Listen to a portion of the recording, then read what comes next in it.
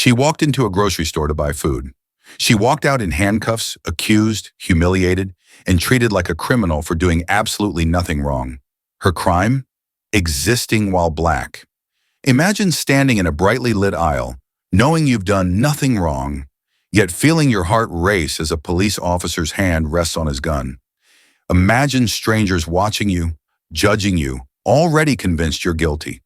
Imagine realizing in that moment that no explanation, no education, no calm voice will protect you because the decision about who you are has already been made.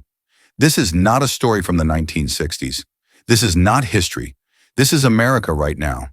And what happens next will leave you shaken, angry, heartbroken, and ultimately transformed. Because the woman they arrested wasn't just any black woman. She was someone they never expected. Someone whose badge would expose an entire system of lies.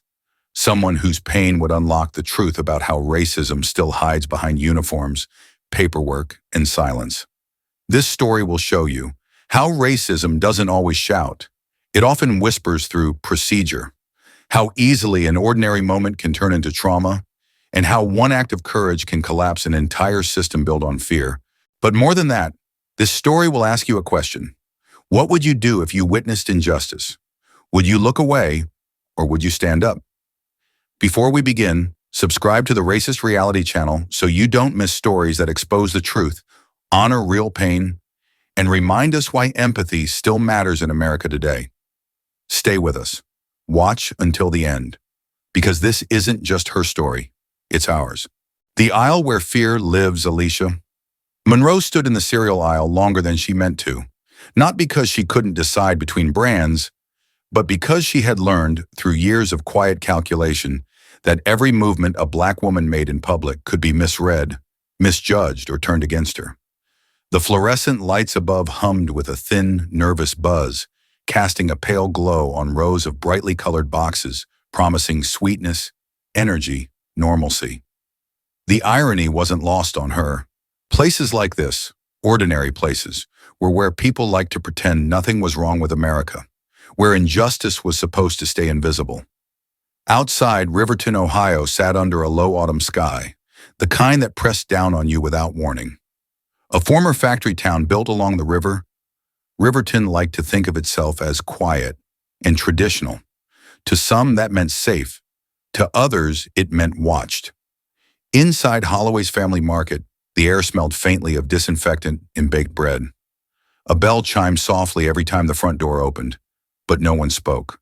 It was late afternoon, too early for dinner, too late for lunch. The store held only a handful of shoppers, each moving with the distracted ease of people who never worried about being mistaken for something they were not. Alicia had been there 15 minutes. She hadn't touched a single item. Her purse hung from her shoulder, closed. Her phone rested loosely in her hand. She was reading an email from work, an update on interviews scheduled for later that evening, when the atmosphere around her shifted. It was subtle at first, a tightening, a heaviness. Then she felt it, the unmistakable sensation of being watched, not glanced at, not noticed, targeted. Alicia didn't turn right away. She took a breath, in through her nose, out through her mouth. She reminded herself to keep her hands visible, to stay calm, to remember that fear, however justified, could be used as proof of guilt by people looking for it. Then a voice cut through the quiet. "Ma'am." The word landed sharp, polished by repetition. Alicia turned slowly. A white police officer stood at the end of the aisle, his broad frame blocking the only clear path forward. His uniform was immaculate, creased just enough to signal authority. A badge gleamed on his chest. His belt was heavy with tools, handcuffs, baton, radio, gun. His hand rested casually on the grip of his weapon. Not threatening, not accidental, intentional. "Ma'am," he repeated louder now, projecting his voice so it carried past the shelves, past the cereal, past the thin illusion of privacy. "I need you to come with me." Alicia felt her heartbeat stumble, then accelerate. In that split second, 1,000 images flickered through her mind. News clips, case files, courtroom testimonies, videos she had forced herself to watch for work and for truth. Moments that began just like this. Moments that ended very differently. "May I ask why?" she said. Her voice was calm. It had taken years to master that tone, the one that carried politeness without submission, steadiness without surrender. The officer's eyes moved over her slowly. Her face, her coat, her purse. The evaluation wasn't subtle. It wasn't professional. It was invasive. "We've had reports of shoplifting," he said. The word hung in the air between them. Shoplifting. Alicia almost smiled, not because it was funny, but because it was predictable. The accusation was vague enough to fit anyone, and specific enough to justify anything that came next. "I haven't taken anything," she replied. "I haven't even selected an item." The officer shifted his stance. His jaw tightened slightly, as if the lack of evidence inconvenienced him. "You were acting suspicious," he said, lingering in the aisles, avoiding eye contact with staff. "We got a tip." Suspicious, a word that had followed Black people through American history like a shadow. A word that required no definition when the person standing accused looked like her. "What exactly was the tip about?" Alicia asked. She gestured lightly around them. "This is a grocery store. People linger. People browse." The officer stepped closer. "Don't make this difficult," he said. "Step toward the front of the store." Alicia glanced past him. Other shoppers had stopped moving. A man with a basket of produce stared openly. A woman clutched her cart as if afraid it might roll away. No one said anything. No one intervened. Alicia felt the familiar heat rise in her chest. Not anger yet, but something older and heavier. The understanding that when something went wrong, it would be her word against his uniform. Before she could respond, a man appeared from behind the deli counter. He was in his early 50s with thinning hair and tired eyes. His polo shirt bore the store's logo, slightly faded from too many washes. His name tag read Greg Holloway. "Officer?" Greg said cautiously. "I didn't call anyone. Is there a problem?" The officer didn't look at him. "Anonymous tip," he replied. "Just doing my job." Greg hesitated, then tried again. "I've been watching the cameras. I haven't seen anything unusual." For a moment, Alicia allowed herself a flicker of relief. Then the officer turned sharply. "Are you questioning my judgment?" he asked. The words carried a threat wrapped in professionalism. Greg froze. "No," he said quickly. "No, of course not." And just like that, Alicia watched fear do its quiet work. She understood Greg's silence. She had seen it before. People didn't want trouble. They didn't want inspections. They didn't want to become targets themselves. Racism didn't survive on hatred alone. It survived on compliance. Alicia reached into her purse slowly. "I'm going to record this interaction," she said. "For my protection." The officer's hand shot out. "Put that away," he snapped. "You're creating a disturbance." Alicia pulled her phone back, holding it at chest level, the camera still facing him. "I have a legal right to record police interactions in public," she said evenly. "This is a public accommodation." The phrase legal right seemed to irritate him more than open defiance would have. His expression hardened. That was when another voice joined the moment. An elderly white woman pushed her cart closer, the wheels squeaking softly on the linoleum. Her basket was filled with canned goods, necessities. She looked Alicia up and down with practiced suspicion. "I knew something was off about her," the woman said loudly. "Been watching her since she came in." The words struck Alicia with a dull, familiar pain. She hadn't spoken to the woman, hadn't brushed past her, hadn't even looked at her, but none of that mattered. The officer nodded, seizing the comment like confirmation. "See?" he said. "Multiple people notice your behavior." He turned back to Alicia. "Empty your purse and your pockets. Right now." Alicia felt her stomach tighten. She knew the law. She knew he had no probable cause. She also knew how quickly things could escalate when Black people asserted their rights too forcefully. "I'll comply under protest," she said. "You have no probable cause for this search." She placed her purse on the checkout counter, one item at a time. Her wallet, her keys, her phone, a tube of lip balm, a small packet of tissues, a pen, ordinary objects, harmless, humans. The officer examined each item with exaggerated care, as if hoping something incriminating might materialize if he stared hard enough. Nothing did. For a brief moment, disappointment flickered across his face. Then he said, I need to pat you down. Alicia's breath caught. No, she said firmly. I've complied. You have no probable cause. I'm invoking my Fourth Amendment rights. He stepped closer, lowering his voice. Real cooperative people don't act like this. Then his hand closed around her arm. Hard. Pain shot up her shoulder, sharp and sudden. Alicia didn't pull away, didn't raise her voice. She knew better. She spoke clearly, deliberately, for the phone that was still recording. Officer Derek Riggins is physically restraining me without probable cause, she said. I am not resisting. I am complying. Somewhere behind her, someone gasped. The officer tightened his grip. In that moment, Alicia understood something with absolute clarity. This had never been about cereal. It had never been about theft. It was about power. Who was allowed to move freely and who was expected to justify their presence. And as she stood there, arm aching, eyes steady, surrounded by silent witnesses, Alicia felt the familiar truth settle into her bones. In America, fear doesn't live in dark alleys alone. Sometimes it lives right there in the cereal aisle, quiet, ordinary, and waiting for someone to look like her. The tip was her skin. The officer did not let go of Alicia's arm, not immediately. His grip stayed firm, tight enough to hurt, careful enough to leave no obvious mark. It was the kind of pressure meant to send a message without drawing blood. I am in control. You are not. Alicia stood still, her body rigid, her breath measured. She had learned long ago that any sudden movement could be rewritten later as aggression. Stillness, she knew, was sometimes the only defense available. Around them, the grocery store seemed to shrink. The shelves leaned inward. The lights felt harsher now, exposing every inch of her, illuminating her as if she were the spectacle. The quiet that had once felt ordinary had transformed into something sharp and suffocating. People were watching. A man near the frozen foods pretended to examine a bag of peas for the third time. A young couple whispered to each other, eyes darting back and forth. A cashier leaned slightly over the register, her curiosity masked as concern. No one asked if Alicia was okay. No one asked what she had done. The assumption had already been made. Officer Derek Riggins released her arm just enough to reposition himself directly in front of her, close enough that she could smell his cologne layered over gun oil and authority. I'm going to need you to cooperate, he said, or this is going to get worse. Worse.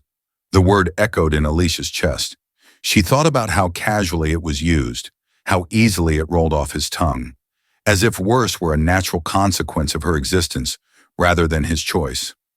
I am cooperating, she said quietly. I've complied with everything you've asked. Riggins smirked. It wasn't a full smile, just a curl at the corner of his mouth, a flicker of satisfaction that came from knowing he could bend this moment however he wanted. Then you won't mind doing as I say, he replied. He gestured toward the front of the store. Walk. Alicia hesitated for half a second, not because she intended to refuse, but because she understood the symbolism of that walk.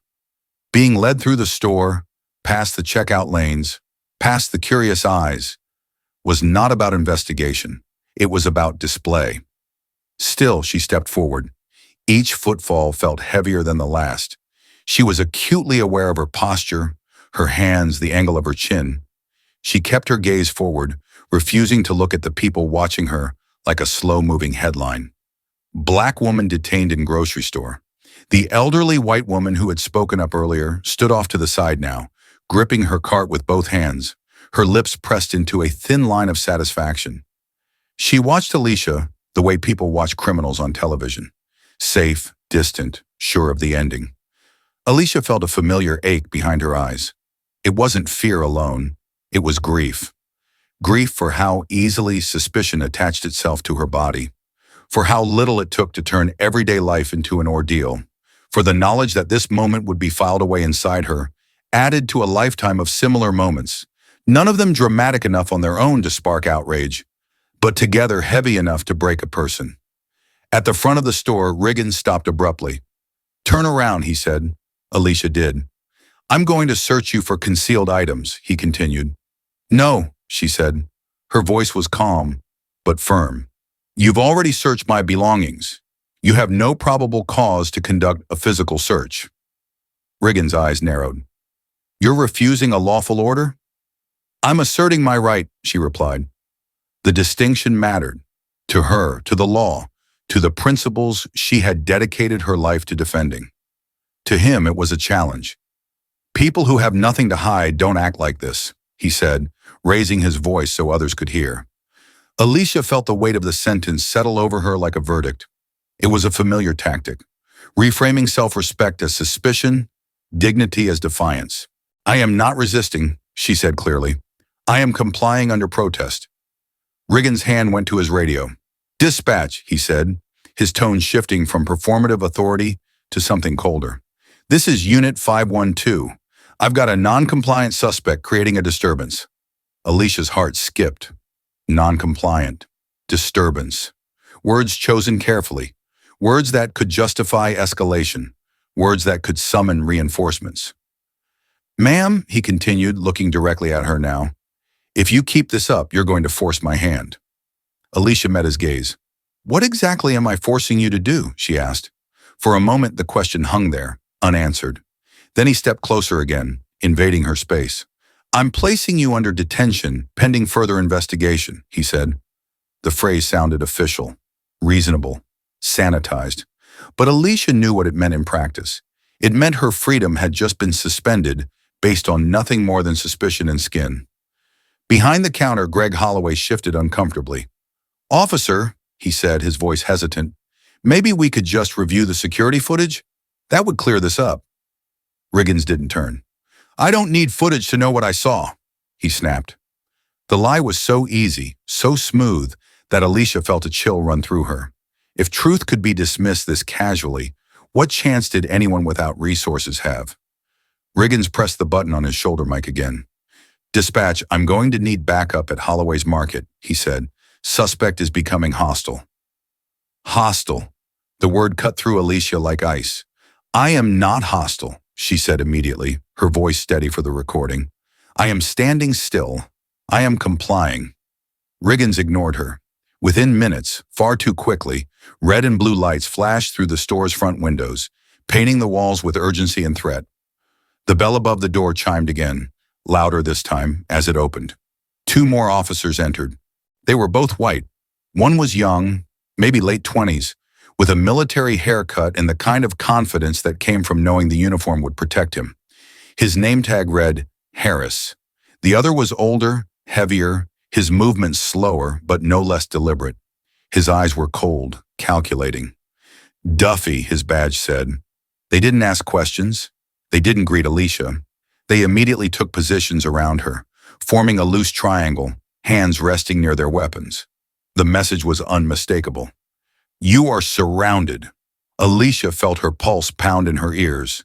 This was no longer one officer making a bad call. This was a system closing ranks. What have we got? Harris asked, glancing at Riggins. Shoplifting suspect, Riggins replied smoothly, refusing to cooperate, getting aggressive. That's a lie, Alicia said, louder now, making sure her words carried. I have not stolen anything. I have complied with every lawful order. Harris smirked. That's what they all say. The words landed like a slap, not just because they were dismissive, but because they were rehearsed, as if he'd said them 100 times before, to 100 other people who looked like her. Riggins straightened, visibly emboldened by the presence of backup. Ma'am, he announced, his voice projecting, you are under arrest for shoplifting and resisting detention. The world seemed to tilt. Officer, this arrest is unlawful, Alicia said quickly. You have no probable cause. Duffy moved behind her without warning.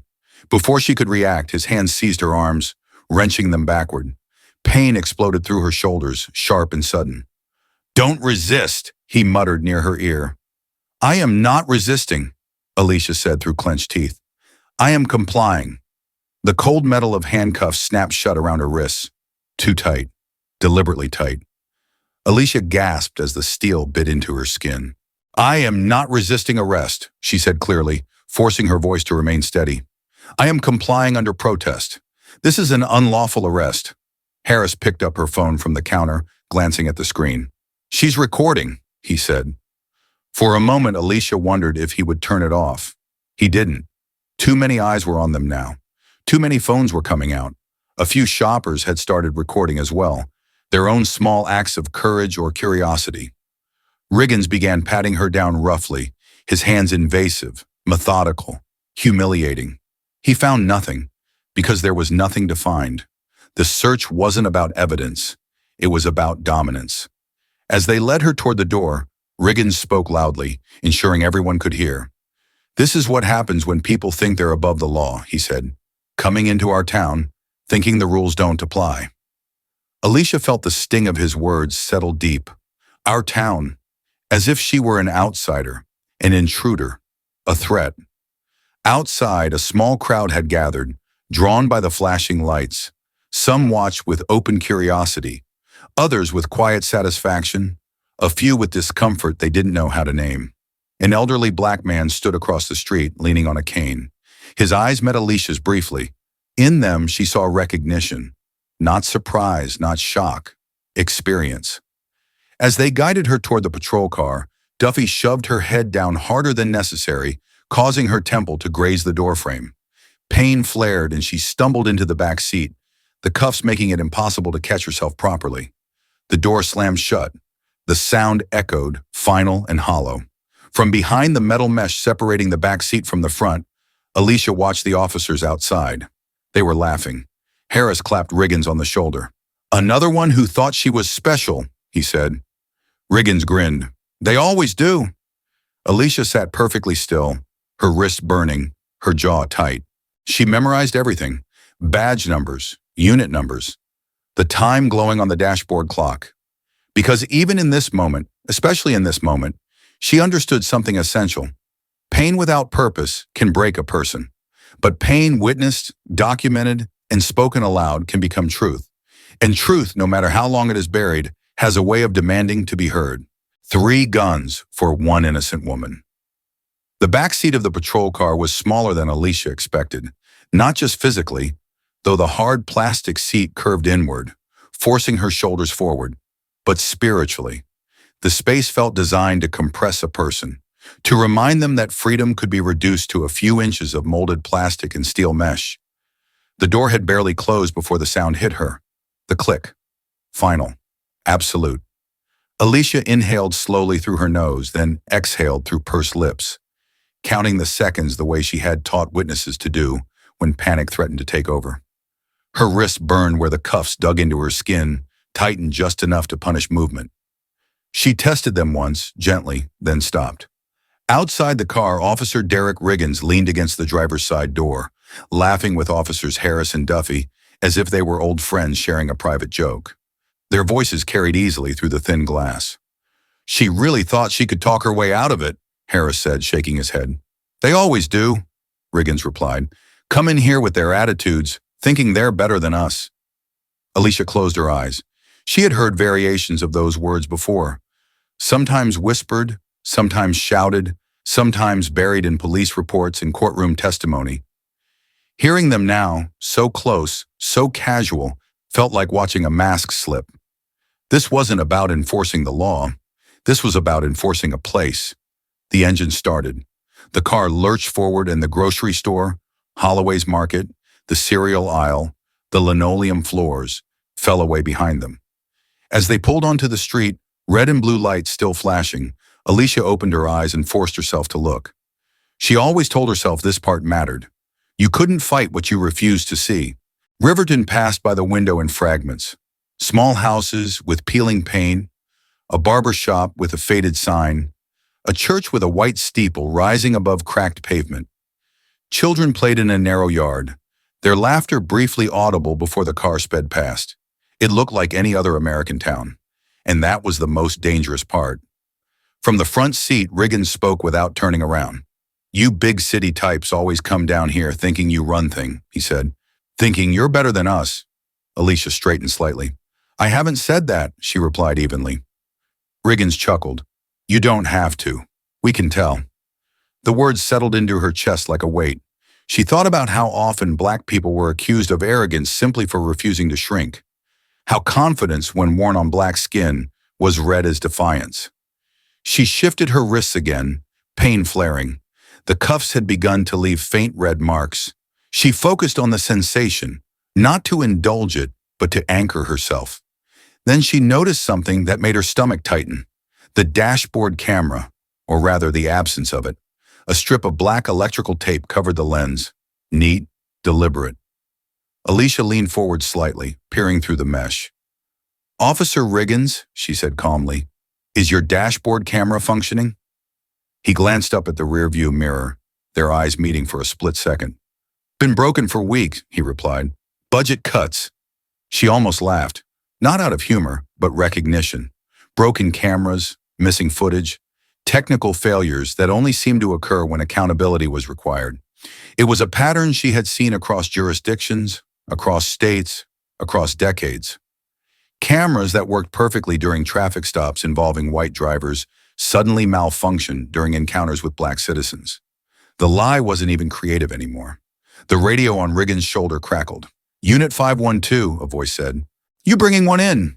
Riggins pressed the button. "That's affirmative, Chief." Chief. The word made Alicia's pulse quicken.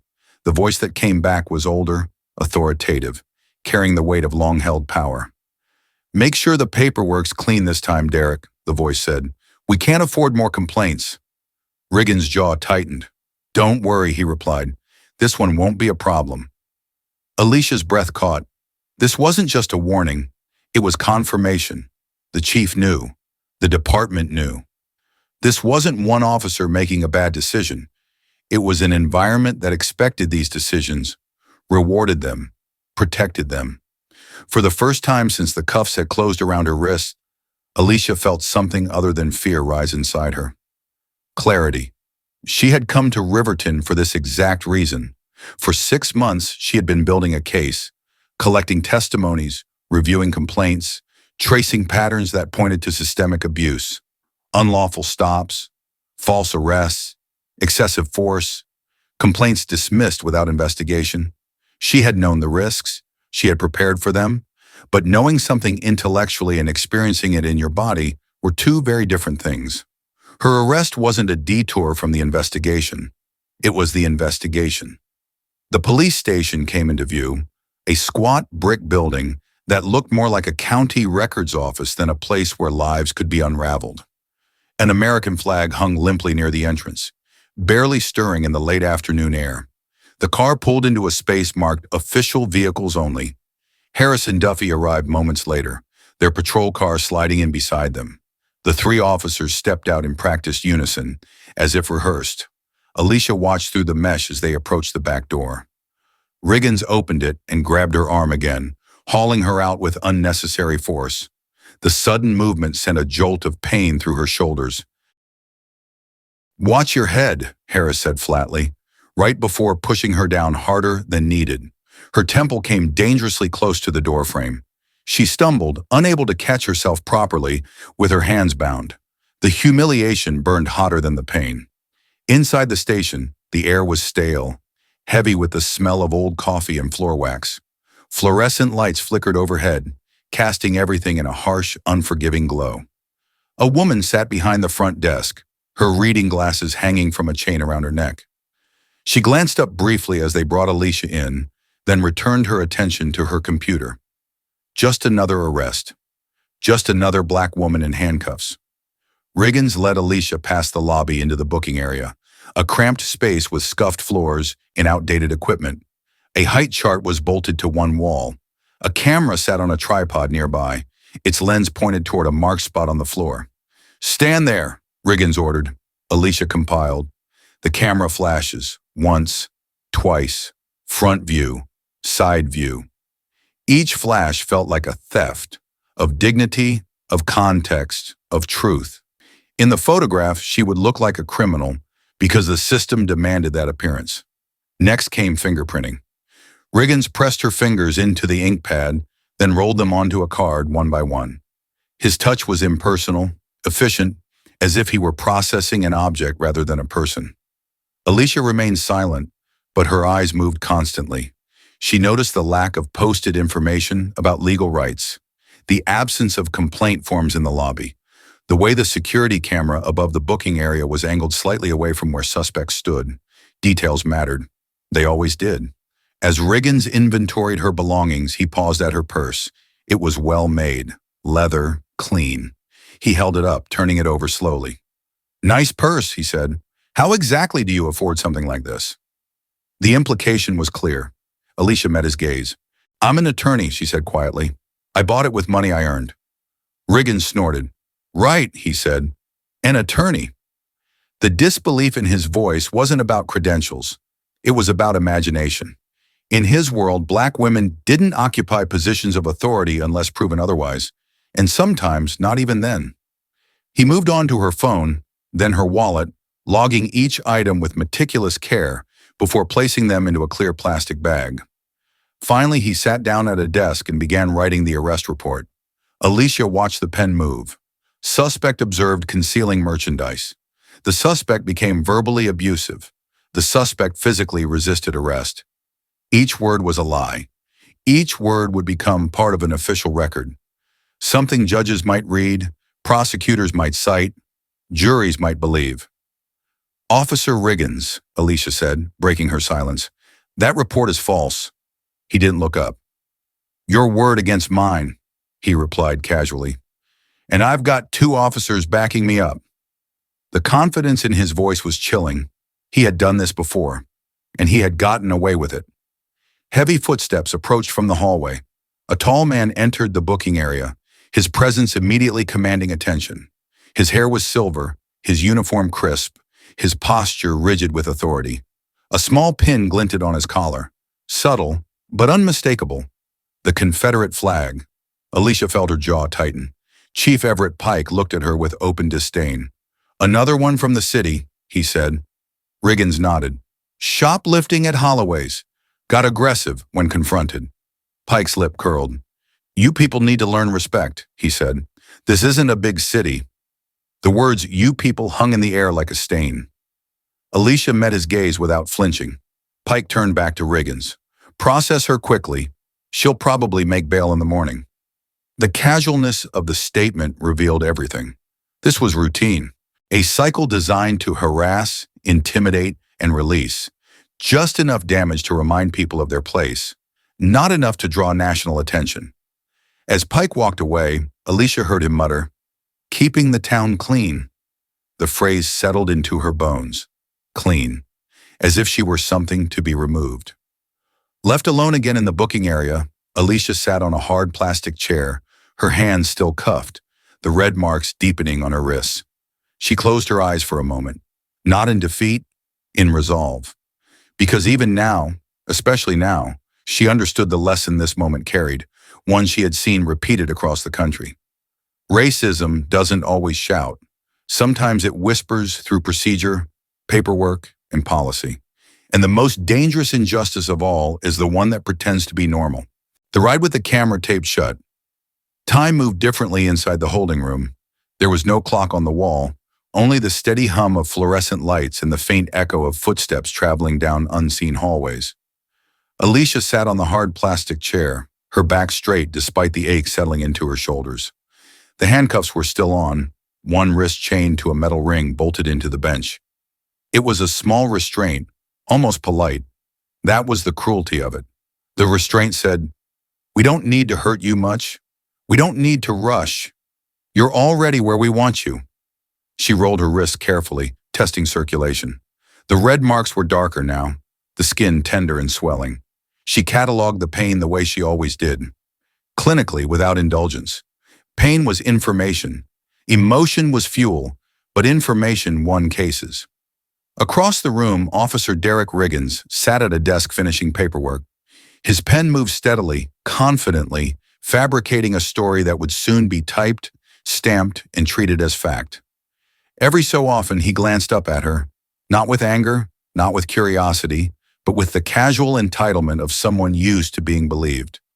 Alicia thought of the people she had interviewed over the past 6 months in Riverton. The elderly man who had been stopped so many times he memorized badge numbers, like phone numbers. The young woman was arrested for trespassing while walking home from work.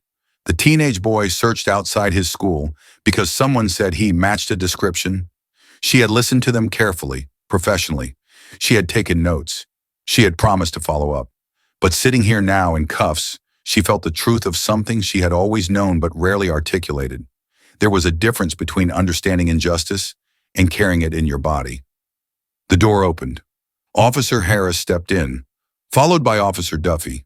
Harris leaned against the wall, arms crossed, his posture relaxed, almost bored. Duffy remained closer to the door, watchful, his presence heavy. Riggins stood. "All right," he said, "you're going to get your phone call." Alicia's chest tightened. One phone call was never just a courtesy. It was a countdown, a reminder that time, resources, and connections mattered, and that most people sitting in that chair had none. Riggins led her to a desk with an old landline phone bolted to the surface. He unlocked one cuff, leaving the other attached to the metal ring. "Don't get any ideas," he said. Alicia nodded. She lifted the receiver. The plastic was warm, worn smooth by decades of hands that had clutched it in fear, hope, desperation. She dialed from memory. One ring, two. "Department of Justice, Civil Rights Division," a voice answered, professional and calm. Alicia spoke quietly but clearly. "This is Alicia Monroe, DOJ Civil Rights, badge CRD 1189. I need Director Alvarez immediately, code red." There was a pause. "Understood, Ms. Monroe," the voice said. "One moment." Riggins shifted slightly. Alicia kept her gaze forward. Another voice came on the line, deeper, familiar, alert. "Alicia," Director Alvarez said, "what's happening?" "I've been arrested by the Riverton Police Department," Alicia replied. "Officer Derek Riggins, badge 512. The arrest was without probable cause, racially motivated, and I have reason to believe the department is engaged in pattern and practice civil rights violations." Silence. Then sharply, "Are you safe?" "For now," Alicia said. "They don't know who I am yet." "Hold tight," Alvarez said. "Extraction protocol is being initiated. Federal warrants are being prepared." Alicia closed her eyes briefly. "Thank you," she said. She hung up. The moment the receiver touched the cradle, Riggins stepped forward and snatched it up. "Who was that?" he demanded. "Your lawyer? Some boyfriend?" The mockery in his voice was brittle now. Too loud, too fast. Alicia turned to face him fully. "My supervisor," she said evenly, "at the United States Department of Justice." The words hit the room like a dropped plate. Harris laughed, too quickly. "Yeah, right." But the sound was hollow. Riggins didn't laugh. For the first time since this ordeal began, doubt flickered across his face. Chief Everett Pike appeared in the doorway, drawn by the raised voices. He stopped just inside the room, his eyes moving from Alicia to Riggins. "What did you just say?" Pike asked. Alicia met his gaze. "I said to my supervisor," she repeated, enunciating each word, "at the United States Department of Justice." The room went silent. Officer Sharon Klein, seated at the reception desk nearby, stopped typing. Harris straightened. Duffy shifted his weight. Alicia reached for the clear plastic evidence bag on the desk. "May I?" she asked. Riggins hesitated, then nodded, confusion overtaking confidence. Alicia opened the bag and retrieved her wallet. She unfolded it slowly, deliberately, as if time itself had slowed. Inside was a credentials case. She opened it. Gold badge, identification card, seal of the Department of Justice, Alicia Monroe, senior attorney, Civil Rights Division. Riggins stared. Pike snatched the credentials from her hand, examining them under the harsh fluorescent lights. He turned them over, searching for flaws, for forgery, for an escape. There was none. "This is fake," Pike said, but his voice wavered. "You can verify it," Alicia replied calmly. "Department of Justice switchboard. Ask for Director Miguel Alvarez." She paused. "For the past 6 months, I've been leading a federal investigation into civil rights violations in Riverton, Ohio," she continued. "Unlawful stops, false arrests, excessive force, systemic racial discrimination." Riggins took a step back. You were investigating us?" "Yes," Alicia said. "Specifically you." She recited the facts with surgical precision. Complaint numbers, arrest statistics, dismissed charges, patterns that could not be explained away.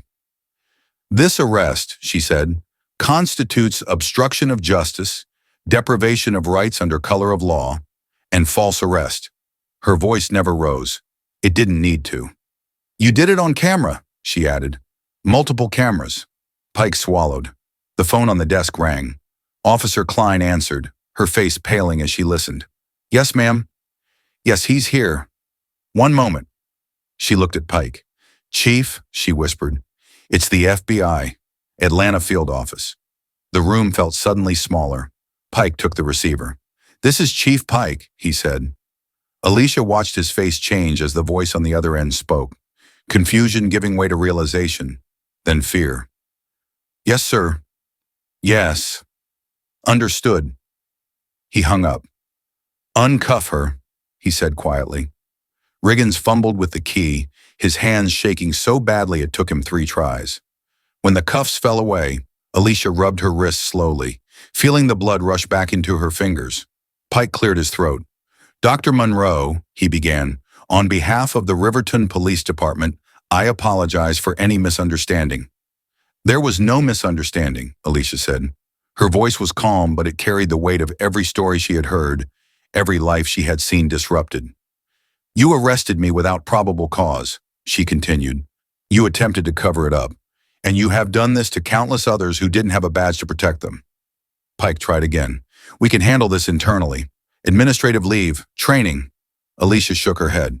This isn't administrative, she said. It's criminal. The front door opened. 3 figures in dark suits entered the station with purpose. The lead agent, a black woman in her 40s, stepped forward holding up her credentials. Special Agent Tiana Brooks, she said. FBI Civil Rights Division. Behind her, a U.S. Marshal spoke. Luis Ortega. All officers on duty are required to remain on premises. Pike opened his mouth to protest. Brooks held up a warrant. Signed by a federal judge, she said. Pattern and practice investigation. The station transformed instantly, from a place of unchecked authority into a crime scene. As agents moved through the room, securing computers and files, Alicia stood quietly, collecting her belongings one by one. She felt no triumph, only gravity, because even as power shifted, one truth pressed heavily on her heart. Justice had arrived for her because she had access, but justice had been denied to too many others because they did not. And that was the real indictment. Not just Riverton, but of a nation still deciding whose fear mattered and whose pain could be ignored. Booking, the ritual of humiliation. The station did not calm after the FBI arrived. It changed. The air grew tighter, as if the walls themselves understood they were about to be asked to testify. Officers who had once moved with swagger now avoided eye contact.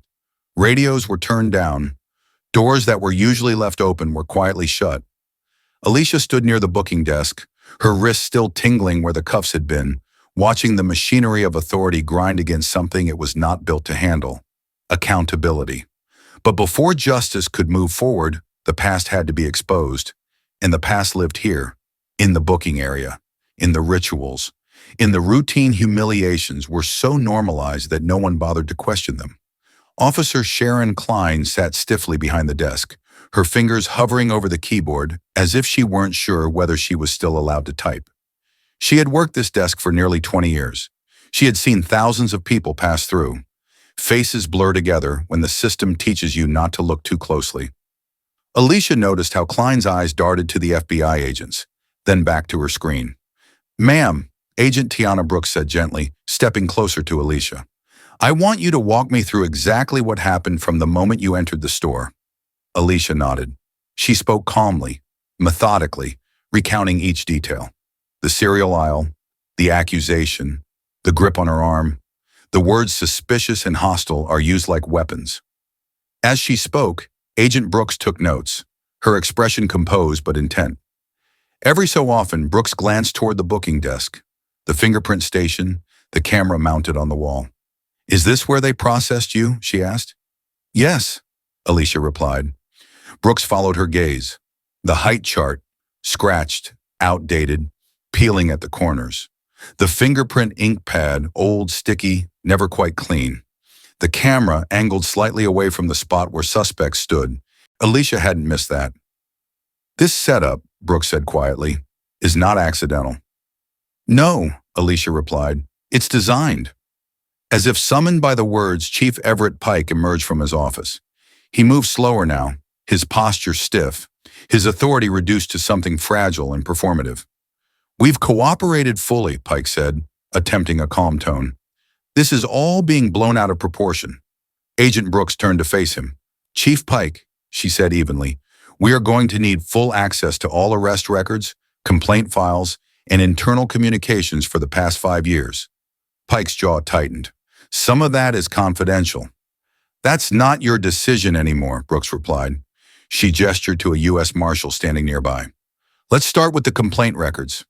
Pike hesitated, just long enough to reveal himself.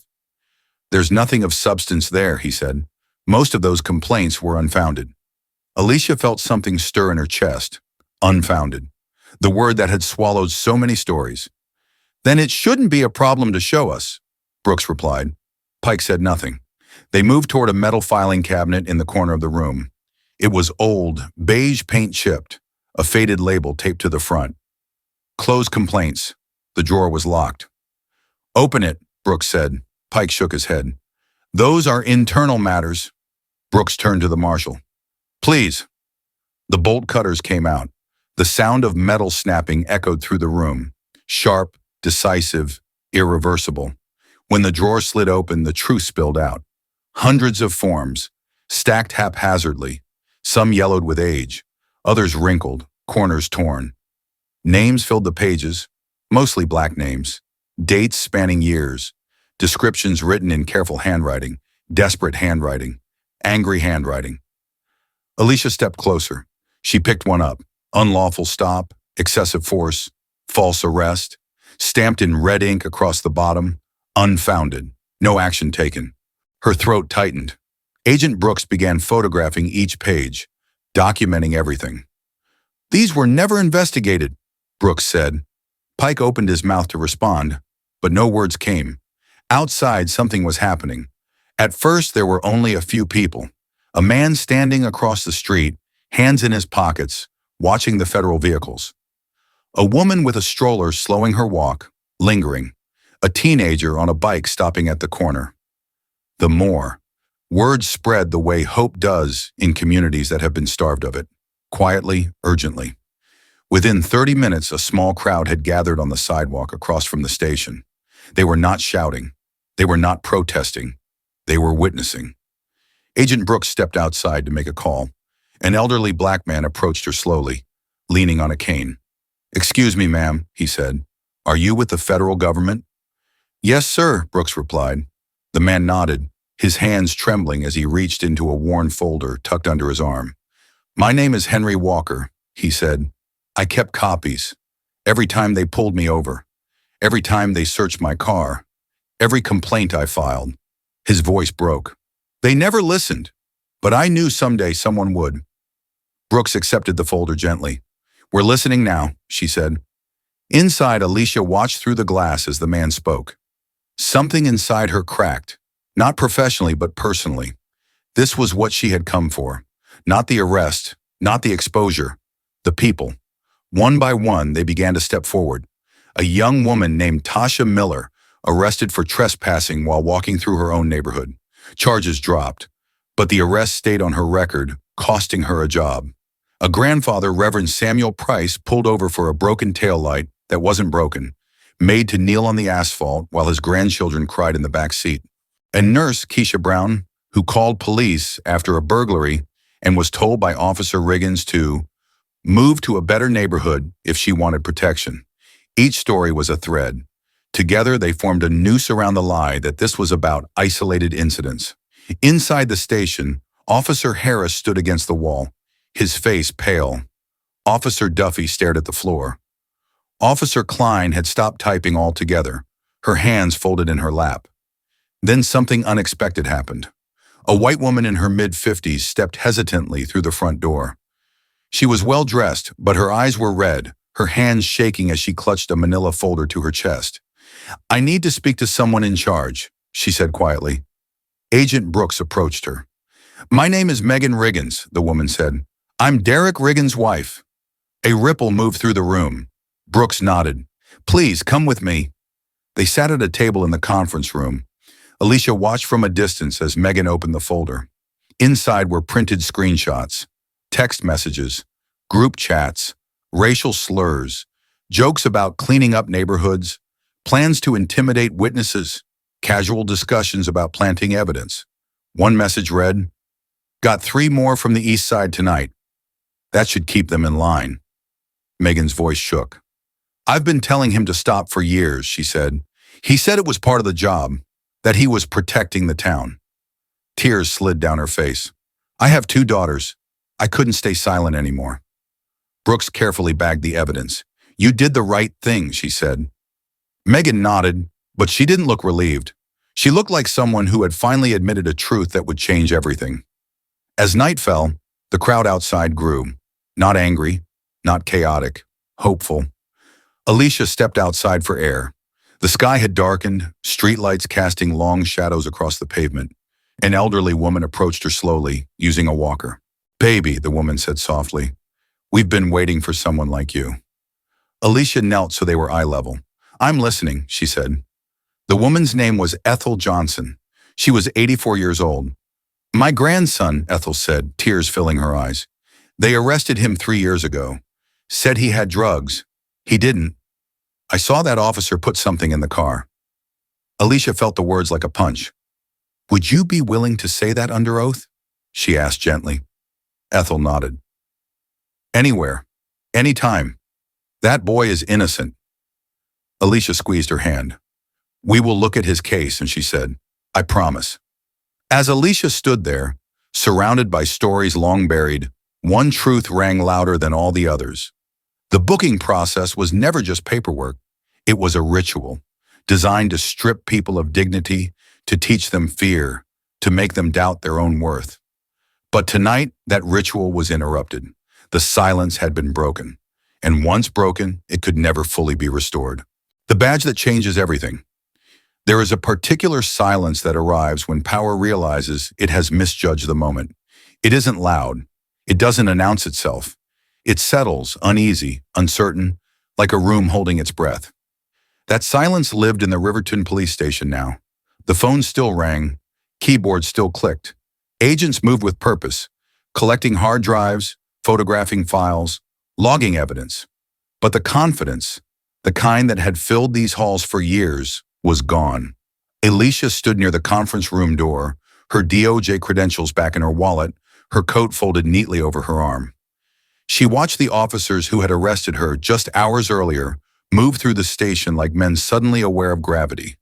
Officer Derek Riggins sat alone at a metal table, his elbows on his knees, staring at the floor.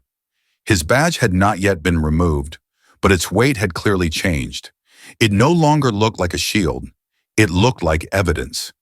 Officer Harris paced near the break room, rubbing his palms together, eyes darting toward every FBI agent who passed. Officer Duffy stood rigid near a wall, his jaw clenched, the confidence that once made him loom, now reduced to a brittle mask. Chief Everett Pike remained in his office, the door half closed, his silhouette stiff against the frosted glass. Alicia felt no triumph, only gravity. Agent Tiana Brooks approached her, a file tucked under her arm. "We're securing warrants for departmental servers," Brooks said quietly. "Based on what we've seen so far, this goes well beyond Riverton." Alicia nodded. "I expected as much." Brooks studied her for a moment. "You okay?" Alicia considered the question. Physically, her wrist still ached. Emotionally, she felt stretched thin, raw in a way that had nothing to do with fear and everything to do with recognition. "I will be," she said, "but I keep thinking about the people who sat in that chair before me." She gestured toward the booking bench. "They didn't get a phone call that triggered federal intervention." Brooks' expression softened. "No," she said, "they didn't." That truth hung between them. The badge had changed everything for Alicia. And that was the point. Alicia had spent years arguing that justice should not depend on status, education, or proximity to power. Standing here now, she felt the sharp contradiction of her own safety. She had been released from the cuffs because she could prove who she was. But the people outside, the ones holding folders of complaints, the ones with trembling hands and stories that never made it into official records, they had been cuffed because no one believed who they were. The station door opened again.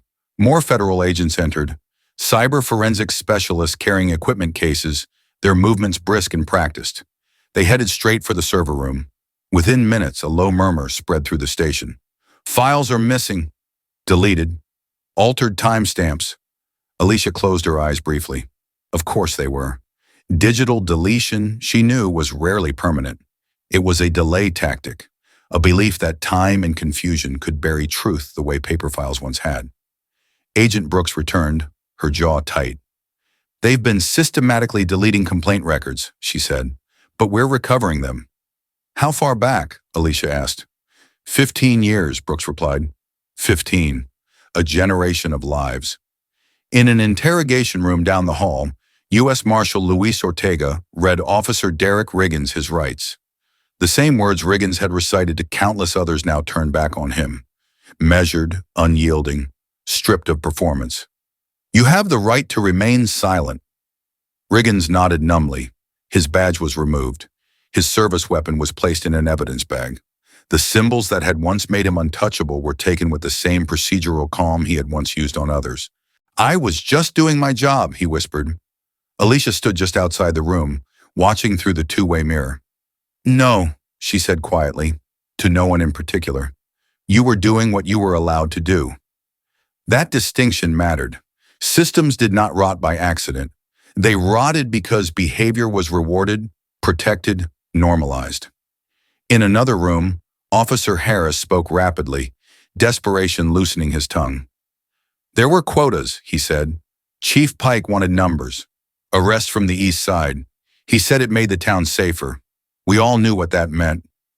What happened to officers who didn't comply? An agent asked. Harris swallowed.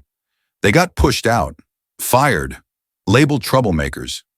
Alicia thought of Officer Andre Lewis, the former Riverton cop she had interviewed months earlier, the one who had refused to participate in racial profiling and lost his job for it. Integrity had cost him everything. Corruption had paid dividends. The phone rang at the front desk. Officer Sharon Klein answered, listened, then slowly handed the receiver to Agent Brooks. It's the U.S. Attorney's Office, she said. Brooks nodded, turning away. As night deepened, the station became a hive of controlled chaos. Evidence was boxed. Screens glowed with recovered files. Agents moved in and out, faces set with the focus of people who knew the work ahead would be long and relentless. Outside, the crowd grew, not with anger, but with something far more powerful. Validation. Alicia stepped out onto the sidewalk again, the cool air brushing her skin. The streetlights cast long shadows, illuminating faces that had waited years for this moment. Mrs. Ethel Johnson sat on a folding chair someone had brought her, her walker beside her. She looked up when she saw Alicia. They're really listening this time, aren't they? Ethel asked.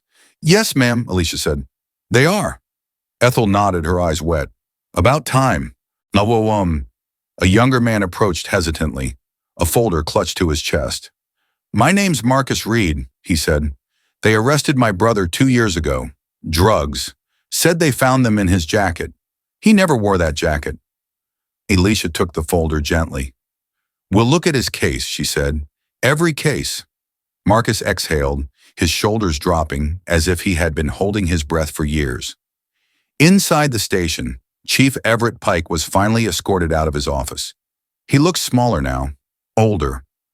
As agents read him his rights, he stared straight ahead, his expression hardened into something like resentment. You're destroying this town, he said as he passed Alicia. She met his gaze. No, she replied. You did that. We're just naming it. He said nothing more. As Pike was led outside, the crowd fell silent. This was a familiar sight for many of them. The perp walk. They had seen friends, sons, fathers led away like this. Seeing it happen to power felt surreal. No cheers rose, only stillness. Respectful, heavy. Alicia watched as Pike was placed into a federal vehicle, the door closing with a soft, final click. She felt no joy. Justice, she had learned, was not a celebration. It was a responsibility. Later that night, Alicia stood alone in the conference room, reviewing notes, organizing timelines, preparing for the work that would stretch on for months, maybe years. Her phone buzzer. A message from Director Alvarez. You did good work today. Get some rest. Alicia set the phone down. Rest felt impossible. Her mind kept returning to one central truth, the one that hurt the most. Her badge had protected her, but it should not have been necessary. Justice should not require credentials. Safety should not depend on titles. Human dignity should not be conditional. She looked around the room, at the evidence boxes, the sealed files, the quiet determination of federal agents working late into the night. Change was possible, but only if people were willing to face what had been hidden. Only if those with power chose courage over comfort. Only if the nation accepted that loving one another meant more than words. It meant accountability. Alicia gathered her things and stepped back into the hallway. The work was far from over, but for the first time since she had walked into that grocery store, she allowed herself to believe something she had fought for her entire career. That truth, once given room to breathe, could still move a country closer to who it claimed to be. When the dam breaks, the dam did not break all at once. It cracked. A hairline fracture at first, quiet, almost polite, running through years of fear and silence. Then another, and another, until the pressure of truth, held back for far too long, found its way through. By morning, Riverton was no longer just a town with a police station under investigation. It was a town remembering itself. The sun rose over the courthouse square, casting pale light on a crowd that had already begun to gather. They came slowly at first, alone, in pairs, clutching folders, envelopes, plastic grocery bags stuffed with papers that had lived under beds and in closets for years. They came because someone had finally listened. Inside the station, Agent Tiana Brooks had converted the old conference room into a temporary intake center. Folding tables lined the walls. Laptops hummed. Recorders blinked red. This was what justice looked like when it stopped pretending to be abstract. Alicia moved quietly from table to table, checking in, offering water, nodding encouragement. She did not rush anyone. She knew how long it could take for a voice to find itself after years of being told it didn't matter. The first testimony of the morning came from Calvin Moore, a soft-spoken man in his late 40s. He wore a work jacket with paint stains on the sleeves. "They stopped me 6 times in 1 month," he said, staring at the tabletop. "Always said it was my taillight, always let me go, but they searched me every time." He slid photos across the table. His car, the intact taillight, dated and time-stamped. "They never found anything," he added, "but my kids started asking why the police hated me." Alicia felt the familiar tightening in her chest. Hatred didn't have to be declared to be felt. Next came Monique Harris, 32, a single mother who worked nights at a nursing home. Her hands shook as she spoke. "They arrested me for resisting," she said. "All I did was ask why they were searching my bag at the bus stop." The charge had been dropped. The arrest record had not. "I lost my apartment," Monique whispered. "The landlord said I was a liability." Each story followed a pattern: minor accusations, major consequences. Lives bent quietly out of shape. By noon, the room was full. Agent David Chen, a cyber forensics specialist, entered with a hard drive. "We've recovered deleted files from the department servers," he announced. "Complaint logs, internal emails, training materials." Alicia looked up. "What do they show?" Chen hesitated, just long enough to signal the weight of what he was about to say. "Intent," he replied. He projected documents onto the wall.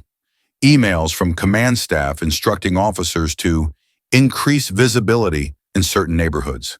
Training slides labeling the east side of Riverton as high risk without data to support it. Messages discussing arrest numbers like sales quotas. One slide read, "Proactive policing targets." The room went silent. This wasn't bias, it was policy. Outside, the crowd had grown into the hundreds. News vans lined the street now, satellite dishes angled skyward. Reporters murmured into microphones, voices urgent, eyes bright with the electricity of a story that could no longer be contained. Alicia stepped out briefly, shielding her eyes from the midday sun.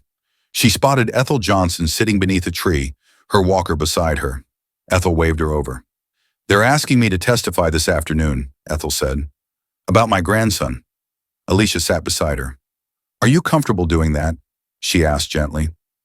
Ethel nodded, her chin lifting with quiet resolve. "I've been scared for a long time," she said, "but I'm more scared of staying quiet." Inside the intake room, the afternoon testimonies deepened. A public defender, Rachel Stein, spoke next. "I've represented defendants in this town for 12 years, she said. I noticed patterns early on. Weak evidence, aggressive charging, pressure to take pleas. Judges trusted officers' words without question." She paused. "I stopped believing in coincidence a long time ago." Then came Tyler Brooks, a 17-year-old grocery store clerk. He stood straighter than his years suggested, his phone clenched tightly in his hand.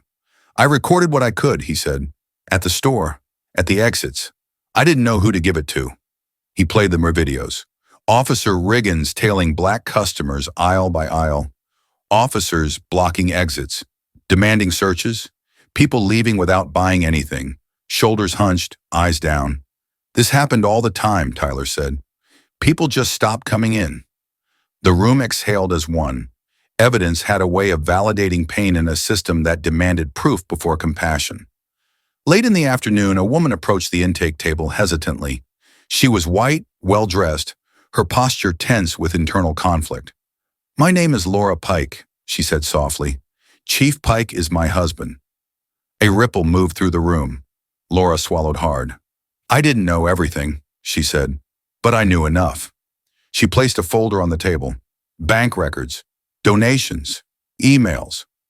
The documents traced money from a police benevolent fund to local political campaigns, favorable rulings, quiet dismissals, mutual protection. Corruption didn't wear a single uniform. It wore suits. By evening, the dam had fully given way.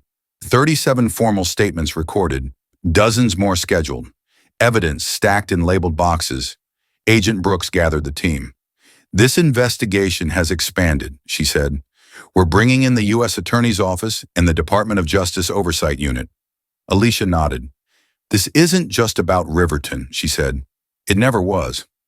The press conference that night took place on the courthouse steps. Lights flared. Microphones crowded close. A reporter shouted, "Dr. Monroe, did you expect this to happen when you walked into that grocery store?" Alicia paused. "I expected resistance," she said. "I didn't expect courage," another voice called out. "Were you afraid?" Alicia answered honestly. "Yes," she said. "Even with resources, even with preparation, it was terrifying. Now imagine living with that fear every day, with no backup." The crowd behind her murmured in agreement. "What happens next?" someone asked. "We keep going," Alicia said. "Every case, every complaint, every life is affected."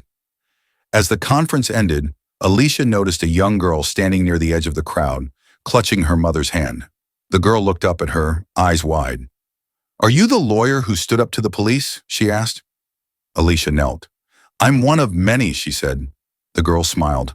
That night, as Riverton settled into an uneasy quiet, Alicia sat alone at a borrowed desk, reviewing notes.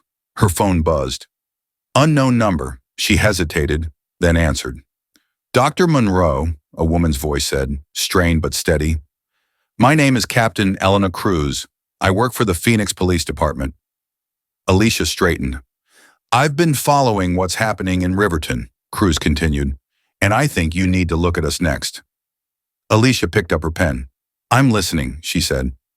As Cruz began to speak, describing patterns, complaints, fear, Alicia felt the weight of it all settle into something like resolve. Riverton was not an anomaly. It was a mirror. But mirrors, once uncovered, could force a nation to look at itself. And when enough people chose truth over silence, even the strongest dam could not hold. What we choose to be 2 months changed everything. Not because time heals all wounds, it doesn't, but because truth, once spoken aloud and believed, begins to rearrange the world around it. By early autumn, the federal indictments were unsealed. 19 names, police officers, command staff, local officials who had looked the other way, or profited from doing so. The charges were heavy with language that rarely touched small towns like Riverton. Conspiracy to violate civil rights, obstruction of justice, deprivation of rights under color of law, words that finally matched the harm. The courthouse overflowed on the day of the first hearing. Families filled the benches, some holding hands, some clutching photographs of people who should have been there, but weren't. Reporters lined the walls. Cameras clicked softly, capturing a moment that felt unreal even as it unfolded. Alicia sat near the aisle, legal pad resting on her knee. She watched as former Chief Everett Pike was led into the courtroom in handcuffs. No badge, no uniform, no swagger. Just a man facing the weight of what he had allowed and encouraged to happen. The trial lasted weeks. Testimony after testimony peeled back the layers of a system that had hidden behind procedure and authority. Former officers spoke of quotas, community members spoke of fear, experts laid out patterns so clear they were impossible to dismiss. When Alicia took the stand, the room was silent. She spoke not just as a federal attorney, but as a woman who had felt the cold steel of handcuffs bite into her wrists for no reason other than suspicion. "I survived my arrest," she said calmly, "because I had resources, because I had a badge. But justice cannot depend on credentials." Some jurors nodded, others wiped their eyes. The verdicts came quickly. Guilty, guilty, guilty. Sentences followed, years in federal prison for men who had once decided, casually, who deserved freedom and who did not. But justice did not end with convictions. It continued. 23 wrongful convictions were overturned. Men and women walked out of prison carrying cardboard boxes instead of chains, blinking in the sunlight, trying to remember how freedom felt. One of them was Marcus Johnson, Ethel Johnson's grandson. Alicia stood beside Ethel outside the gates of the correctional facility as Marcus emerged, thinner, older, but unmistakably alive. When he saw his grandmother, he froze, then ran toward her, folding her into his arms. They cried together, loud, unashamed tears that carried years of stolen time. "I'm home, Grandma," Marcus whispered. Ethel closed her eyes. "Yes, baby," she said. "You're home." The city of Riverton settled dozens of civil rights lawsuits in the months that followed. The money could never restore lost years or erase trauma, but it paid for counseling, education, medical care. More importantly, it sent a message that ignoring injustice was not just immoral, it was costly. The police department itself was dismantled. Federal oversight was imposed for a decade. A new chief was appointed, Chief Renee Walker, a black woman with nearly 30 years of experience and a reputation for community policing that treated dignity as non-negotiable. Body cameras became mandatory. Civilian oversight gained real power. Training shifted from control to care. Change did not happen overnight. Trust never does. But something had shifted. Town halls replaced silence. Listening replaced dismissal. Accountability replaced fear. 6 months after her arrest, Alicia returned to Riverton for a community ceremony. The courthouse lawn was filled with folding chairs, families, children chasing each other between rows. A granite memorial stood near the steps, newly installed. 147 names were engraved. People who had been wrongfully arrested, harassed, harmed. The memorial was not about shame, it was about remembrance. Reverend Samuel Price led a prayer. "We thank you for truth," he said, "for courage, for the people who stood up when it would have been easier to stay silent." Alicia listened, her hands clasped tightly in front of her. Afterward, Ethel Johnson approached her, without her walker this time. "You didn't save us," Ethel said gently, echoing words Alicia had heard before. "We saved ourselves. You just helped us be heard." Alicia nodded. That distinction mattered. As the crowd dispersed, a little girl in a yellow dress approached, braids swinging as she walked. "Are you the lawyer who stood up to the police?" the girl asked. Alicia knelt so they were eye level. "I stood up with a lot of people," she said. "What's your name?" "Faith," the girl replied. Faith smiled shyly. "My mom says I can be anything." Alicia smiles back. She's right. That night, back in her Atlanta office, Alicia sat beneath the soft glow of a desk lamp. Case files were stacked neatly to one side. Her phone rang. Unknown number. She answered. "Dr. Monroe," a familiar voice said. "It's Captain Cruz, Phoenix PD." Alicia straightened. "I have more," Cruz continued. "More evidence. More officers who want to talk. They're scared, but they're ready." Alicia closed her eyes briefly. "I'm listening," she said. When the call ended, she leaned back in her chair and looked at the framed photograph on her desk. A picture from the Riverton Memorial. Sunlight catching the names etched in stone. She thought about what the story of Riverton had taught her and what it asked of anyone who heard it. That racism does not survive because everyone believes in it. It survives because too many people tolerate it, ignore it, explain it away. But it also taught something else. That courage is contagious. That truth, once spoken, demands witnesses. That love is not passive, it acts. America, she knew, was still unfinished. Still arguing with itself about who belonged, who deserved safety, whose pain mattered. But Riverton proved something essential. We are not trapped by who we have been. We are defined by who we choose to become. When we reject discrimination, not just in words but in action. When we choose empathy over fear. When we help one another instead of looking away. We build something stronger than systems built on control. We build community. If this story leaves you with discomfort, let it. If it leaves you with hope, hold on to it. And if it leaves you with a question, what would I do? Then it has done its work. Because change does not begin with heroes. It begins with people, ordinary people, deciding that injustice is not normal, that silence is not neutral, and that love is worth the risk. That is how we build a stronger America. Together. What you just witnessed wasn't only a story about corruption, racism, or power. It was a story about people. About what happens when fear replaces empathy. About what happens when silence protects injustice. And about what becomes possible when ordinary people choose courage instead. This story reminds us of a painful truth. Racism doesn't survive because everyone agrees with it.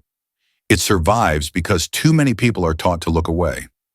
But it also reminds us of something far more powerful. That love is stronger than fear. That truth is stronger than lies. And that one voice, when joined by others, can change an entire community. A stronger America isn't built by pretending these stories don't exist. It's built when we listen, when we believe people's pain, when we help one another stand back up after being pushed down. It's built when we reject discrimination in all its forms, quiet or loud, when we choose compassion over comfort, and when we decide that dignity belongs to everyone, not just the protected few. If this story moved you, let it move you forward. Stand with people who are being treated unfairly. Speak up when silence feels easier. Love louder than hate. Help where you can, because change is never a solo act. And if you believe stories like this matter, subscribe to the Racist Reality channel. Visit the channel to watch more powerful stories that expose injustice, honor humanity, and remind us why choosing kindness still matters. You are not powerless. You are not alone. And together, we can build the America we all deserve, one rooted in love, truth, and justice. Thank you for watching. Thank you for caring. And thank you for choosing humanity.